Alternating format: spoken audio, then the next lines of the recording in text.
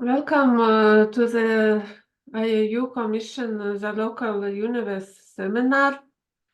And today we will hear the presentation by Claire Murray from the Space Telescope Science Institute.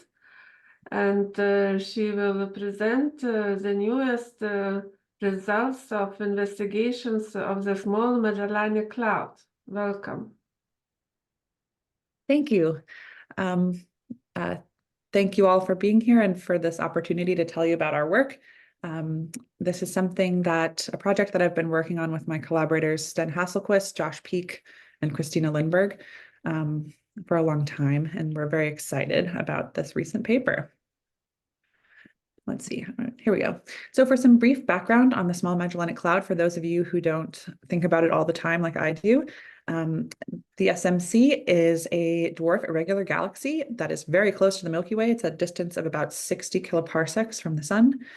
And what makes it especially interesting for folks like me who think about the interstellar medium is that it has a very low metallicity, about 20% solar. And so given its proximity and its very different interstellar conditions, we can use it as a beautiful laboratory for understanding how galaxies form stars and evolve at high resolution. There are some interesting puzzles about the system, though. We've observed it for many decades at this point, and we know that it is extremely H1 rich. It is full of atomic hydrogen. Here I'm showing a new map from the gas cap survey. But it's pretty much dominated by atomic gas, which has led people to conclude that it's somehow strikingly bad at forming molecular gas. We basically see much less H2 in the system inferred from dust observations than we expect for galaxies that are more similar to the Milky Way. And so the question is, why is it so weird? Why is it so bad at forming molecular gas? How has it evolved? And so thinking about other tracers of the system, when you observe stars in the SMC, they paint a very complicated picture for what the structure of the galaxy is. And so here I'm showing a cartoon. This is sort of a top-down view of the LMC-SMC system. So the SMC has a neighbor galaxy, the Large Magellanic Cloud, about 20 kiloparsecs away. Let's see this direction. We find that old stars are pretty much spherically distributed in the system with a radius of about 8 kiloparsecs. Cepheids and R Lyrae variables, though, which are sources for which we can measure precise distances, show us that the SMC is actually extremely elongated along the line of sight. So as we're looking towards the system, it's basically a severely stretched out system. It's basically like if you were to view a cigar end on. Which is pretty weird. We also know that the depth of the SMC is significant, and the eastern side of the SMC is extremely deep. It's about 20 kiloparsecs deep along the line of sight, whereas the western SMC is a little bit shallower. And on the eastern side of the SMC, there's a well-known what's called bimodality in the red clump. So basically, these are additional sources for which we can measure distance structure in the system, and we see two distinct structures along the line of sight in the east. And so this is a complicated picture, which has typically been explained by the fact that the SMC is interacting with the LMC. And so a lot of this complicated structure arose due to sort of intense tidal interactions. And when we look at the H1 in the system, we see that it is also highly disturbed. And so here I'm showing another view of the H1 data set from GasCap. On the left is just an intensity map. And on the right, I've done a visualization of our 3D data cube. Basically, with our H1 observations, we have access to the radial velocity dimension for every pixel. And so if we take our cube and tip it on its side, we see that the velocity structure of gas in the SMC is very complicated. We have multiple components, arms, bubbles, places where gas is converging. And so this also shows us that the system has been highly, highly disturbed. However, what's especially weird is that if you integrate the radial or the velocity field from the H1, you get a picture that looks like this. And so this is the integrated velocity field of the SMC from H1, and it looks very similar to a very simple rotating disk. This is the sort of velocity field pattern that we expect for a disk galaxy with some inclination and rotation. And so this particular map has been used to construct a detailed rotation model for the system. And so despite all of the disturbance, all the disruption, all of the evidence for substructure, the SMC has been assumed to be a simple rotating disk for decades. And this model is actually especially important because this is our only constraint for the total mass of the system. And so our collaborators, or my collaborators and I, have been thinking about this for many years at this point. We're, figuring out how we can reconcile these sort of disparate pieces of evidence for what the structure of the SMC actually is. And so a few years ago, we did an explicit test of this disk model. We used young massive stars observed by Gaia, and we looked at what their, proper motions and velocities were under the assumption that these young massive stars trace the motions of the gas. And on the left is what their kinematics are in terms of proper motions. And on the right is what we would expect if they were all moving, rotating in a disk, according to the model. And what you can see here is that there is, broad disagreement between our observations of the stars and our predictions from the rotation model. Let's see, I don't know if, I guess I can't use my cursor here, but on the left are the eastern side of the SMC. Stars are streaming towards the LMC, and on the right, they're moving in the opposite direction, which is evidence for tidal disruption, which I'll get to later. But overall, we concluded here that the picture is not as simple as a disk as the velocity field would indicate. And, as I mentioned already, I think this is perhaps not surprising given that the SMC has interacted probably a lot with the LMC and also the Milky Way. This is a summary plot from David Niederver's work showing the H1 content of the two galaxies, as well as the massive debris fields left by their interactions known as the Magellanic Stream and the leading arm. And so, given that the SMC is less massive than the LMC, it's maybe not surprising that the system would have undergone some restructuring as a result of its tidal and ram pressure interactions with the halos of the LMC and the Milky Way. But still, we want to be able to figure out what the system is. We want to understand better its line of sight structure so we can use it as this laboratory for physics at low metallicity. In order to understand how stars are forming, we want to be able to associate the right parts of the system with each other. And so this leads me into our recent paper. Basically, what we did is we did a sort of detailed study of the velocity structure of the gas in the system. And so this map shows on the left, again, an integrated velocity field of H1 in the SMC. And on the right, I've just shown example spectra that are, placed according to these little black crosses at left, just to illustrate what the velocity field actually looks like. And so what you can see here is that across the main body of the SMC, sort of in the center where most of the gas is, we find evidence for multiple peaks in H1 emission along the line of sight. And in fact, in a lot of places, the H1 is organized into two distinct peaks, which I've colored blue and red just to guide your eye and emphasize that we have a peak that's generally at low velocity and a peak that's generally at high velocity. Sometimes there's only one peak, sometimes there's more than two. It gets pretty complicated, but the general sense is that it's multi-peaked structure. And this has long, actually in the 1980s by Matthew Sinodal, this was first interpreted as being evidence for the presence of two distinct substructures, one at low velocity and one at high velocity. But with the higher resolution H1 observations, that model disappeared and was replaced with a model that the SMC is just full of expanding shells and bubbles, which give rise to this multi-peaked structure. And so we wanted to delve into this in detail and test whether we could disentangle one of those two hypotheses. And so what we did is we went back to using sources that were observationally characterized by two missions. Again, the Gaia mission, which provides precise proper motion measurements for the young, bright sources in the SMC, as well as the Apogee survey, which did a dedicated survey of the SMC.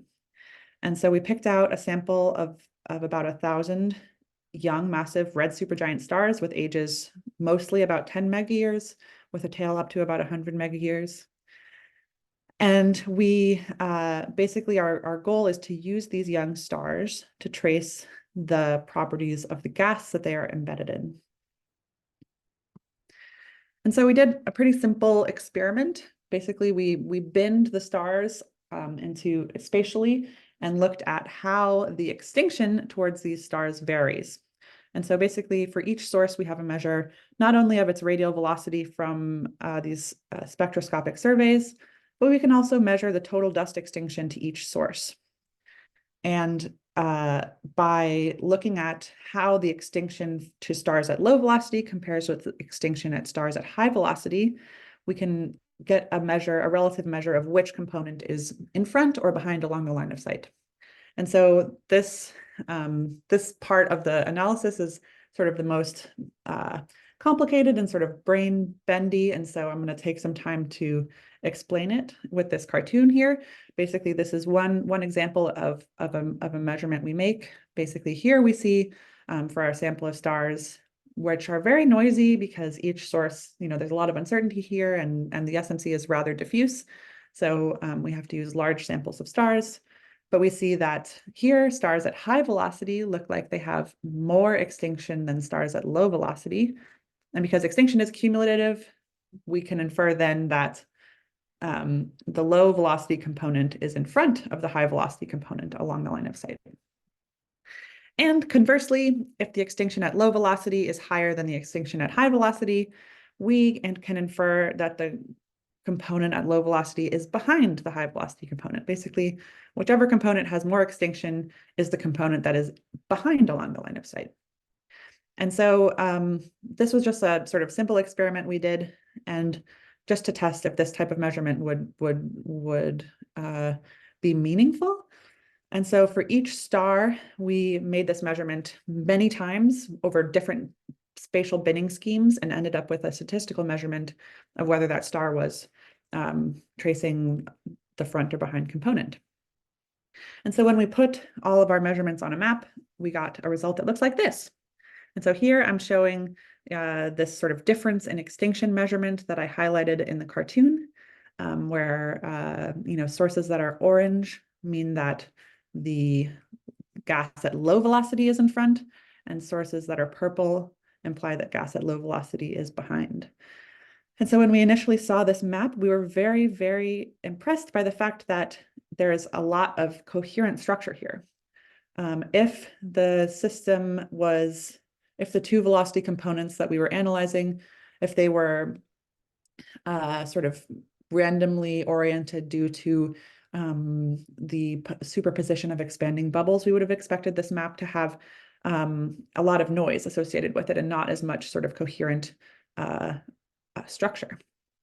And so using these measurements, we then were able to select sources or individual stars that are in this sort of front component and stars that are in the behind component. And so we have two samples of stars, and they are overlapping along the line of sight, so their distribution spatially is pretty similar.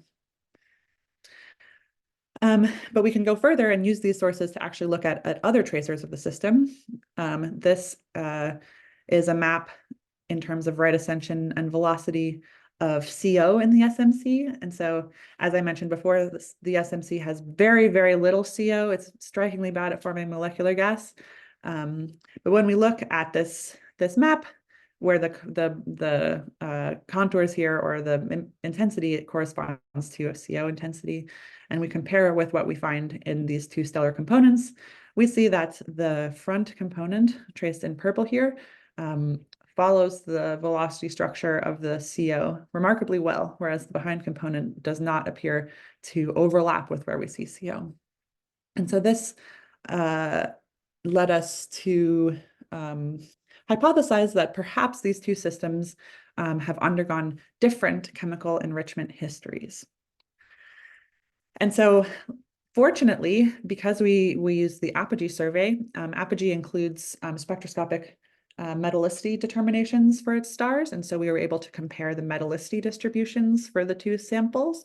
And we see here that they are significantly different. We find that the highest metallicity sources are in the front component, whereas the lowest metallicity sources are found in the behind component. And of course, there's a lot of overlap, but we were also struck by this difference in stellar metallicities between these two samples. And so the next step was to look in more detail at the kinematics. Thanks to Gaia, we have access to proper motions and radial velocities for all of these stars, and so we can compare what those distributions look like. Here I'm showing the three components: radial at left, western proper motion in the middle, and north proper motion on the right. And you can see the most striking feature here is in the western proper motions. This sort of gradient that as you move across the SMC, these are all in velocities as a function of position, is highly indicative of tidal disruption by the LMC. And this has been shown before, but we were happy to see that our results also showed this. And so the question is, what do we do now? How do we conclude, or how do we make further progress about modeling the system? And our technique was to model each component as its own galaxy being ripped apart by the LMC tidally. So we made a very, very, very simple toy model about this, and modeled the 3D kinematics of the system. And from these models, we were able to basically predict that these two structures have distinct distances along the line of sight with similar rotation patterns, although the front component has more evidence for rotation, and similar sort of interaction histories with the LMC. And so we also were able to separate the two components into their respective H1 structures and find that the two systems have a roughly equal H1 mass. And so now at this point, we've built up a laundry list of pieces of evidence. We know that the two systems have different chemical composition in terms of CO fractions as well as stellar metallicities. We infer that they're at different distances along the line of sight, and they have equal H1 mass. And so overall, the picture that we have put together is that the SMC might not be one system, but it might be two systems. And so this is, again, our top-down view of the SMC LMC system. And here I'm explicitly showing our two components, SMC1, SMC2. We are not implying particular names for these things. But what's really exciting is that our model is fully consistent with the only previous distance measurement to dust in the system. This comes from Petya Yanchelova, America Jones's work, who found that dust in the southwest bar is located at about 62 kiloparsecs, fully consistent with our model. In addition, we see that our picture is not inconsistent with the picture painted by different stellar populations, especially due to the deep line of sight depth of the system shown by Cepheids and RR Lyraes, as well as the bimodality and distance shown in the red clump. I think, there is a lot of supporting evidence that this substructure is likely real. However, our distance estimates are from a very simple toy model, and so these are sort of need to be tested with further observations. And so that's exactly what we're doing right now. We are working on a program called Scylla, which is a parallel imaging program of the Magellanic Clouds that rode along with a large director's discretionary survey called Ulysses. And basically what we're doing is we're using the Hubble Space Telescope to take UV through infrared images of 100 fields across the LMC and SMC. And here I'm showing the SMC where our Scylla fields are shown in pink and the previous HST imaging of the system is shown in blue. So basically we're expanding the coverage of the system by orders of magnitude. And what we'll do is we'll actually measure by looking at the resolved stellar photometry. we'll be able to model the dust extinction as a function of distance to each of these points and actually make a well-constrained model for the 3D structure of the system. And this is work that's going to be done by my fantastic graduate student, Christina Lindberg.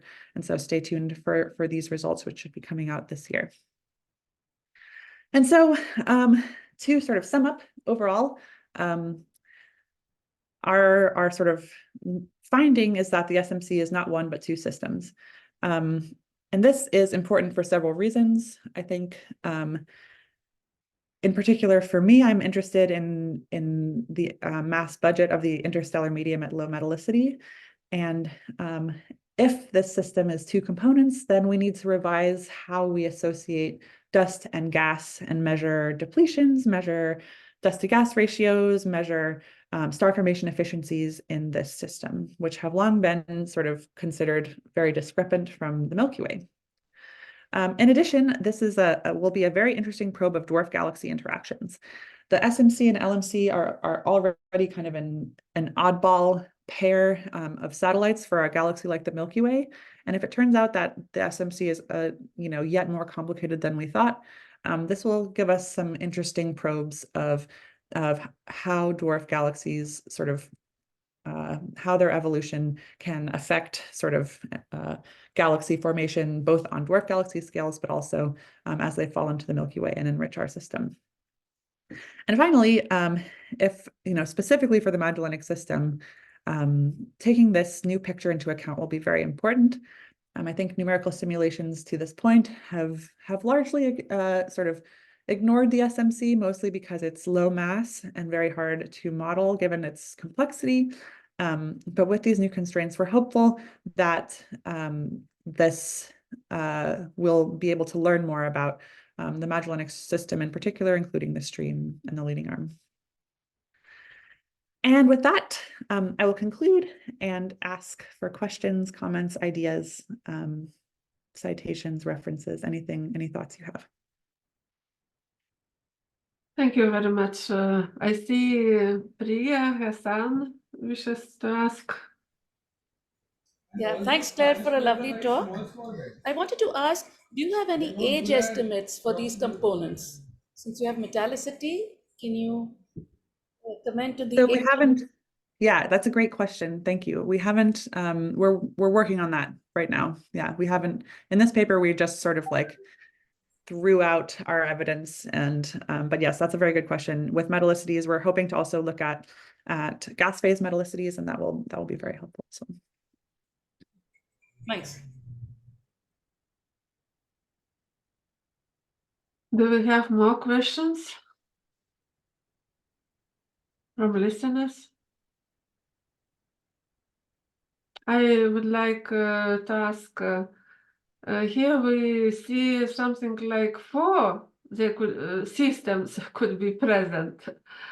Did you investigate this possibility? No, we didn't. You see 4 concentrations of All stars. right, yes, on from the map. Yeah, these are just yeah, I mean the overdensity structure of the SMC is interesting. And whether like which component each is associated with is an interesting point. I mean, I think if I go back to the H1 maps, we see that the sort of strongest emitting region, which is in the southwest part of the SMC, is in the front, whereas this sort of wing feature is behind. So these are super noisy decompositions, but hopefully with our new distance constraints from Christina's work, we'll be able to do a more sort of detailed job of decomposing them.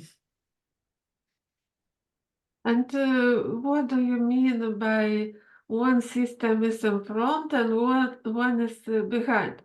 Do they rotate about a common center of gravity? How to understand this? Yeah, that's a great question. So we basically, based on our measurements of the stellar kinematics, it looks like, we don't have enough signal or enough sources to model that in particular.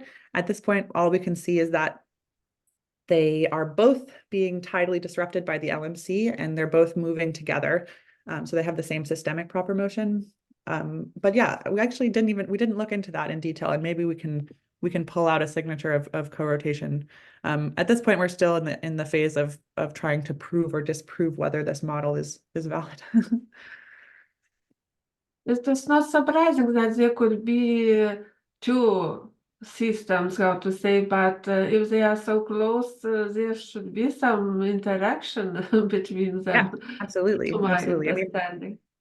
Yeah, so one of the Also, hypotheses is that this, it's possible that these are two distinct galaxies, or, the one component is just like a tidal remnant of a previous interaction between the SMC and LMC that somehow, but putting this together in a picture of why they would have different chemical enrichment and why they would have equal H1 mass is something that we still haven't figured out yet, when we're hoping to collaborate with numerical simulators that do much more detailed modeling.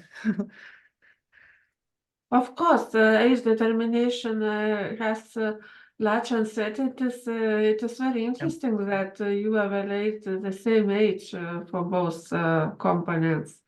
Yeah. And I saw Anne raising the hand. Do you still have the question? Hello, this was a nice talk, and my question was related to yours, Grazina. It was about what velocities come from stars, what velocities comes from hydrogen, and do you find some relation between them, and is it easier to separate the two components by the stars or by the hydrogen? Yeah, that's an excellent question. So something I didn't mention, which I should have emphasized, is that our sort of underlying assumption in our model is that these stars we selected, these red supergiants, have the same velocities as the gas, and so it's an assumption that we made, that in terms of tracing gas on large scales, we know that individual sources can have discrepant proper motions or get large velocity kicks from their formation scenarios. But here we assumed that the radial velocities of the stars match the radial velocities of the gas, and so that enabled us to sort of use the stars as tracers of the gas motions, because it's only the stars for which we can measure the proper motions using Gaia. With the gas, we only have access to the radial velocities. Well, yeah, the stars have the radial velocity from apogee, right? Yes. Yeah, okay. And Gaia, but yes, apogee is But Gaia, yes, not Yeah. accurate enough, I guess. Yeah. And do you have some expectation from the variables to measure some distance of the two components with the variables? Yes, so that's a great question. So the Cepheid variable studies, there have been like extensive surveys of variables and extensive modeling, and what we find is that the picture there is not as clear, but there is evidence for substructure between variable samples of different ages. So in the young Cepheid variables, we see substructure that's consistent with this model. The tricky part is in putting this all together into a unified picture is that stellar populations of different ages will exhibit different structural sort of distributions, I guess, based on the timescales between when these different sort of violent tidal interactions happened. So basically the older stars will have more time to be sort of spread out along the line of sight than the younger sources. And so that's a piece of the puzzle that we're really hoping to work on when we convince some simulations to look at the SMC in detail. Okay, thank you. Vako, okay. Yeah, thank you very much. And I think that the large Magellanic Cloud is also not a very simple system. And do you have any information about the possible multiple components in LMC? Yeah, it's a great question. So the LMC is also extremely interesting. There's the one thing that we know about it is that it does have has very strong evidence for being a rotating disk. I mean, it's almost based on, and we can see the from the Gaia results that it has very clear rotation pattern. There are H1 structures that are part of the LMC that are perplexing, especially towards the Magellanic Bridge region that we're hoping to look for. But overall, I think we don't expect it to have a similar line of sight substructure, just given that it's, there isn't like a similar piece of evidence from other stellar populations like the Cepheid variables that it has a large line of sight depth. I mean, basically the SMC is interesting because it's the only system that we can really do this type of measurement in, just because we're so lucky that it's so close, and also it is so deep along the line of sight. And so we have more sensitivity to this than we would where, we couldn't disentangle components that were very close together, basically. Thank you. So thank you very much, Clara, for your presentation, and you and your colleagues made a very interesting work, and we wish you to continue in this direction, and we wish you to bring more exciting results for us. Will do. Thank you so much for having me, and it was great to